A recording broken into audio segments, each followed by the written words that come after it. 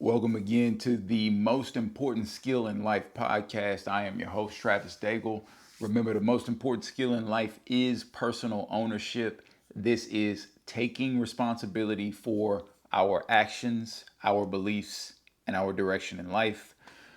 Today, I want to talk about an article I wrote back on July 11th, 2024. The article is entitled From Want to Will.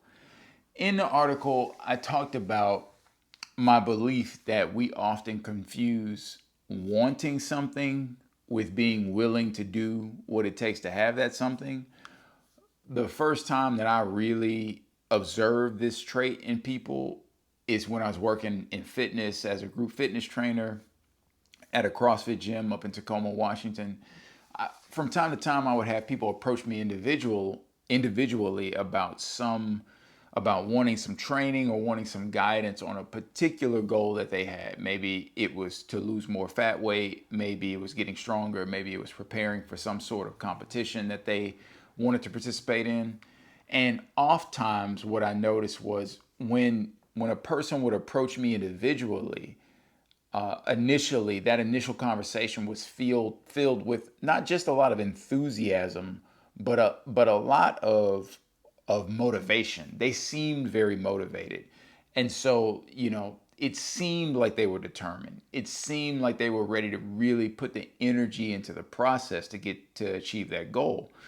But let's say we decided to do some personal training sessions, or let's say they decided to buy a month of training up front, something like that. Or let's say in that initial conversation, we came up with a short strategy for them to implement.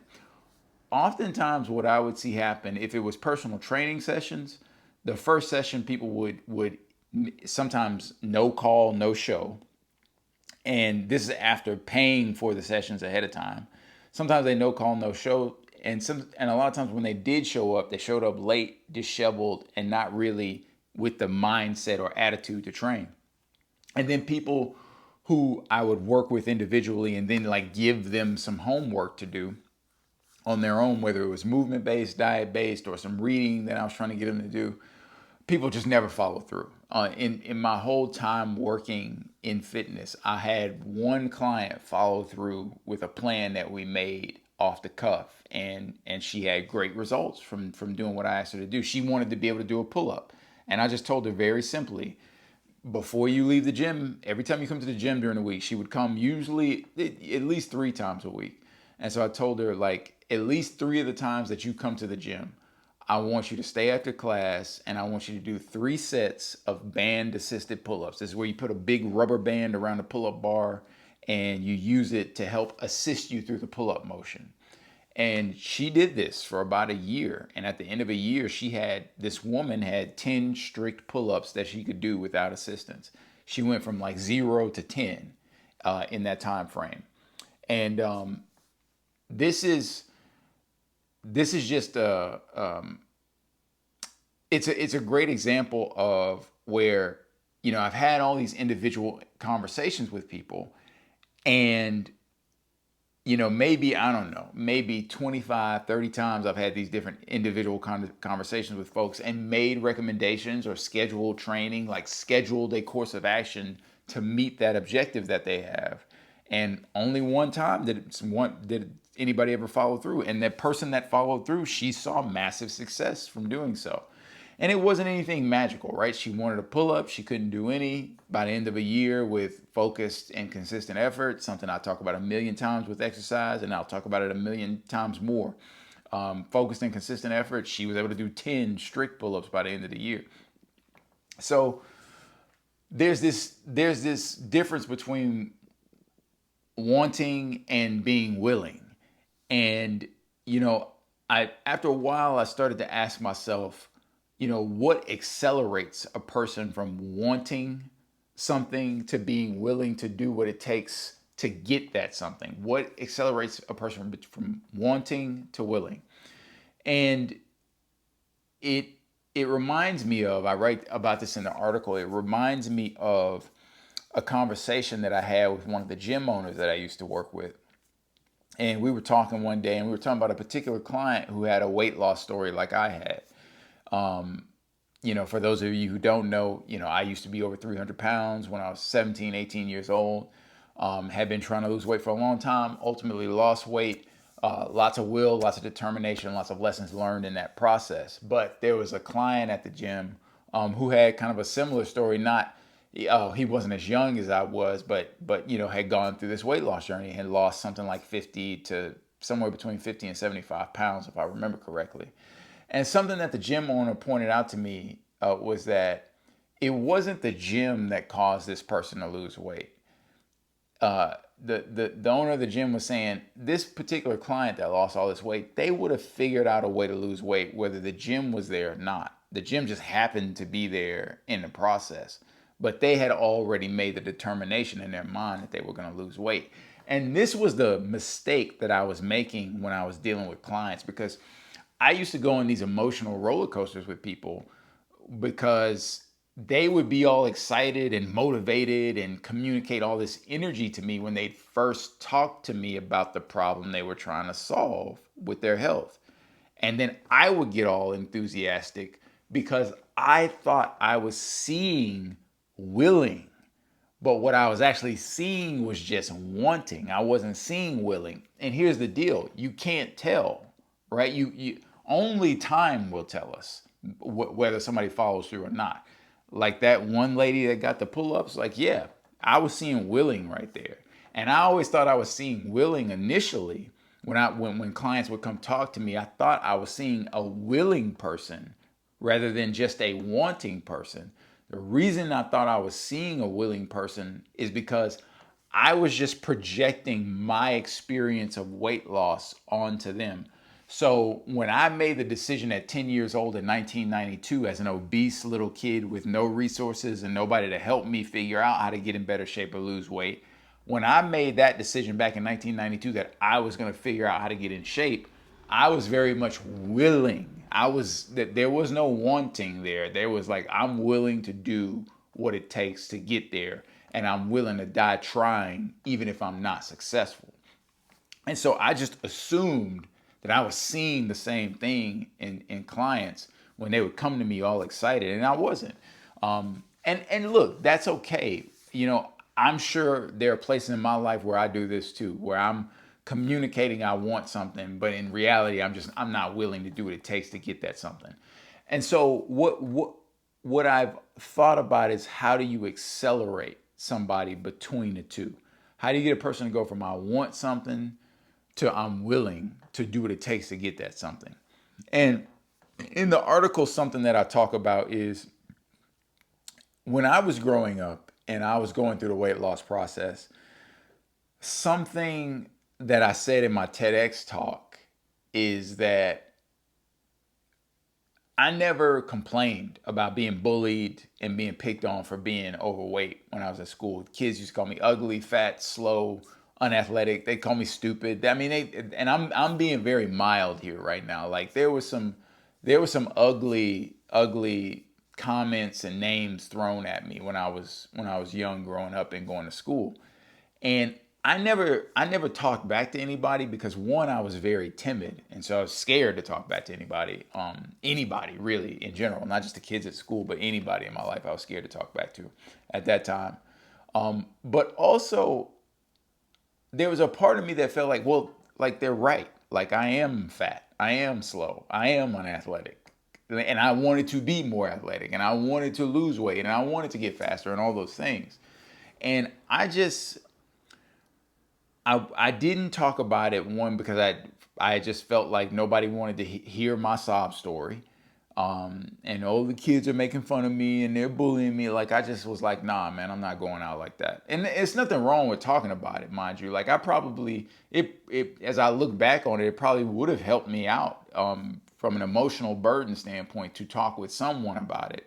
But the thing about not talking about it is this anger and this rage built up inside of me. And I mean, and it was very much present when I was 10 years old and I first made the decision to start working out.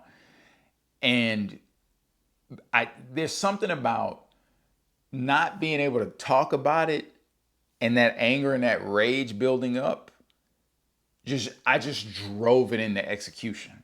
I drove it into working out hard. I drove it into all the trying and failing to change my diet, and I drove it into that decision and that mindset of, come hell or high water, I am going to figure out how to lose this damn weight, or I will go to my grave trying.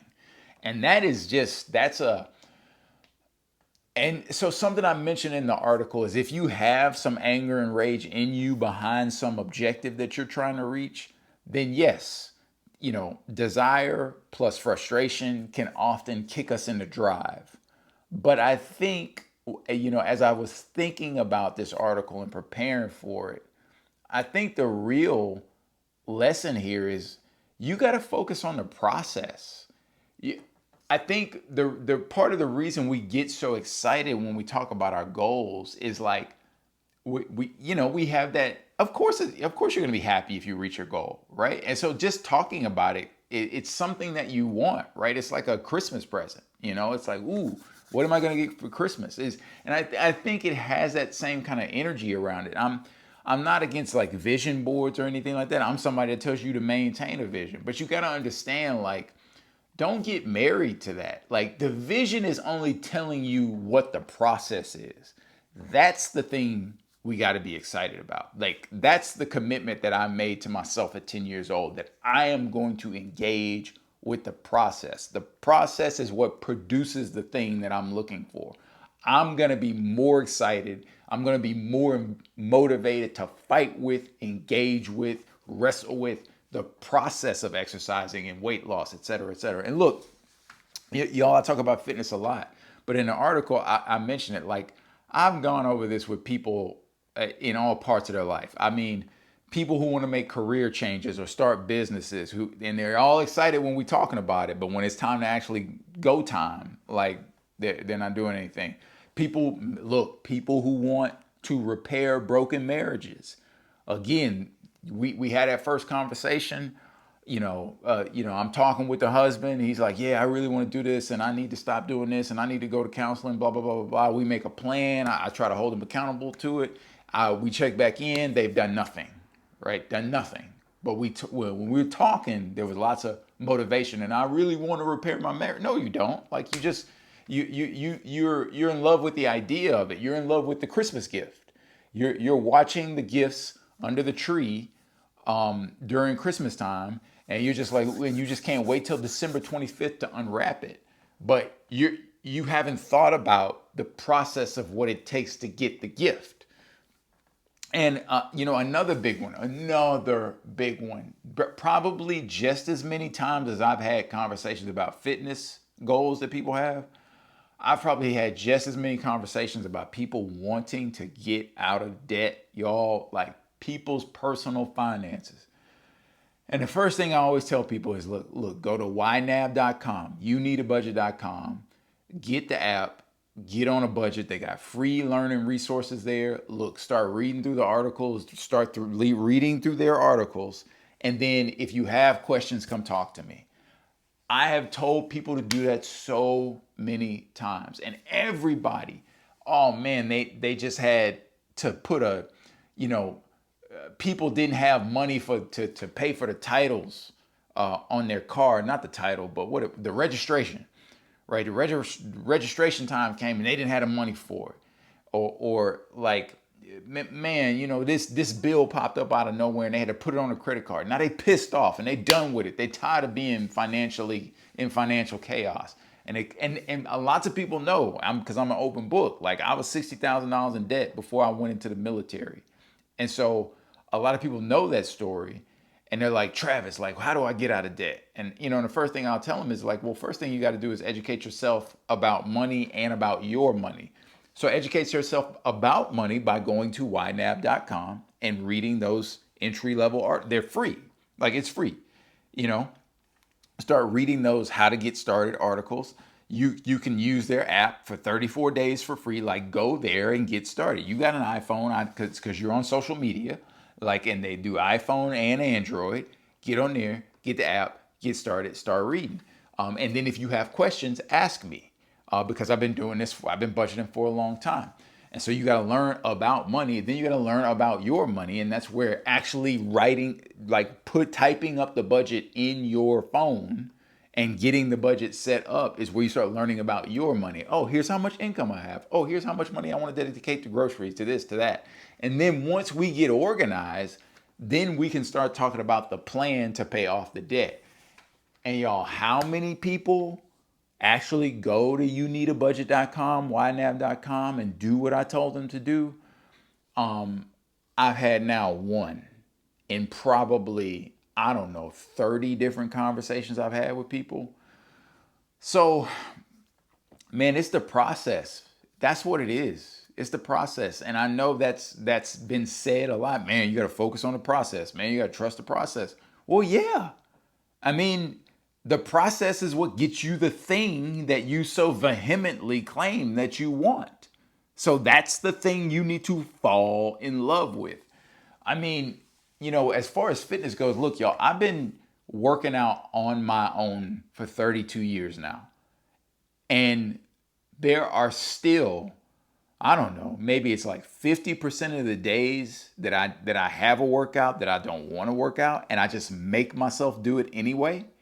Why? Because I believe in the process.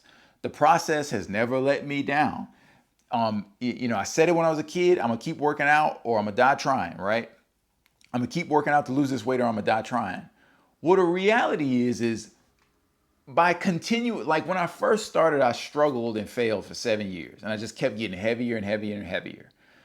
And eventually I lose weight, yada, yada, yada. I've been over all that before. You can go read that. On the first few episodes of the podcast, I go over that specific story and what happened there. But here's what's interesting now that I'm getting older, and I'm planning a second book around this whole thought process of like what my fitness journey has been and how it relates to trauma and how trauma has changed my body in different ways and how fitness has helped me positively make structural changes in my body that were the resultant of trauma. That's sort of a side note, but here's what I'm trying to say. In 32 years of working out on my own, it's not just 32 years of working out, it's 32 years of learning about working out, listening to other strength and conditioning, fitness professionals teach what they've learned about working out, listening to physical therapists and biomechanists talk about what they know about the human body, experimenting, trial and error, trying different things with myself. At 42 years old, 32 years of working out, because I have persisted in the process, because I keep focusing on the process, I keep getting better, I keep learning, I keep paying attention to myself, paying attention to the results, and I don't get off the gas pedal. I keep forward pressure on my goal of being a healthy, happy human being. 42 years old, it's like I'm living a second childhood. I'm more athletic today at 42 than I've ever been in my life, and that's because I have fallen totally in love with the process. And I see and I recognize that, when I keep gathering data points, when I keep paying attention, when I keep forcing myself to do the workouts, when I learn the difference between when my body's breaking down and I need a rest break versus when I'm just being lazy and just kind of being a punk and I just need to keep moving forward. Like, I've been working out long enough that I know the nuances and the differences, and I've read and I've researched and I've studied and I've experimented on myself personally. What am I saying? What people don't realize is like there's a compounding effect. When you have those goals, you want to get out of debt, repair your marriage, find a new career, exercise, fitness, whatever the case may be. When you stay on the gas pedal for significant periods of time, the rewards you start to reap start to become kind of exponential. I mean, y'all, you're talking about somebody who, when I was a teenager and when I was a kid growing up in school, so like all through grade school, K through 12, when we had to sit on the floor for presentations in the lunchroom or in the gymnasium or wherever, we would have to sit on the floor. I could not sit cross-legged. I had to sit with my legs sprawled out straight in front of me, and I had to lean back and post my hands behind me. And even in that position, I wasn't fully comfortable. My back and my hips would hurt so much. My knees would hurt. When I was in the Army and I was a medic, when I was in training, not just in medical training, but just throughout the entire course, there's a lot of kneeling. You know, you got 100 pounds of gear on you, you carrying a machine gun, and you going through the training evolutions. You got body armor on, you got all this stuff on, and you got to kneel down. And sometimes you have to kneel into like a Seiza position. For those of you who don't know what that is it's like knees bent on the ground. You're like sitting on your heels, but you're in a super deep knee bend position. And my knees, I was in my late 20s when I was in the military. My knees would feel like they were going to explode. And I just sucked it up. Another thing I say in the TED Talk, I just sucked it up. I just had gotten so accustomed to knee pain by that point in my life. I just thought it was going to be something I was going to deal with for the rest of my life. But remember, my objective has always been to be healthy and to be fit. So I never stopped looking for solutions. I never stopped reading, digging, researching. How do I solve this knee pain? How do I solve this knee pain? And without going into all the specifics, but Ben Patrick, knees over toes guy, has been instrumental for me. Getting into CrossFit was huge and instrumental because, I came across Doctor of Physical Therapy, Kelly Starrett, and a lot of his ideas. Dan John, a strength conditioning coach out there. Like, I'm throwing out all these names and whatnot, but what am I saying? I'm saying that I have just kept on the gas. I've kept on the process over all these years.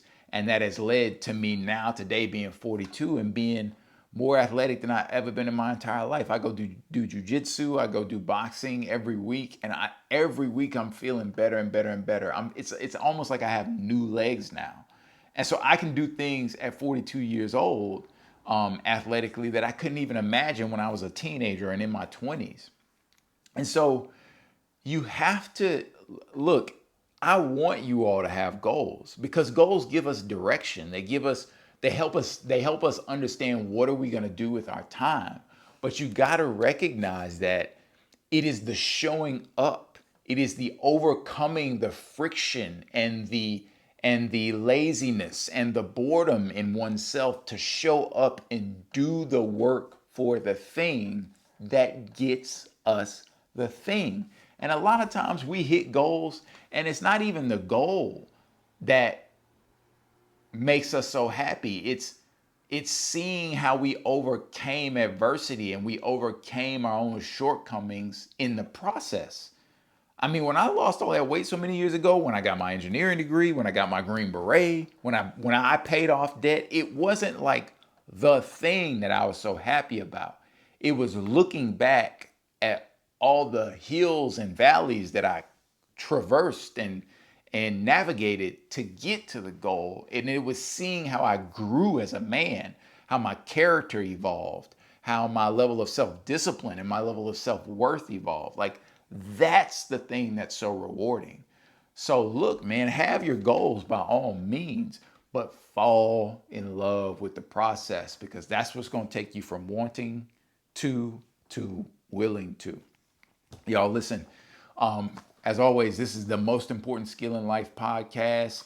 Make sure you go check out travisdaigle.com and subscribe to my blog. That's where all the podcast episodes are based on articles from my blog. And the articles on the blog come out way ahead of the podcast themselves. So you'll get the ideas early if you go and email subscribe at travisdaigle.com.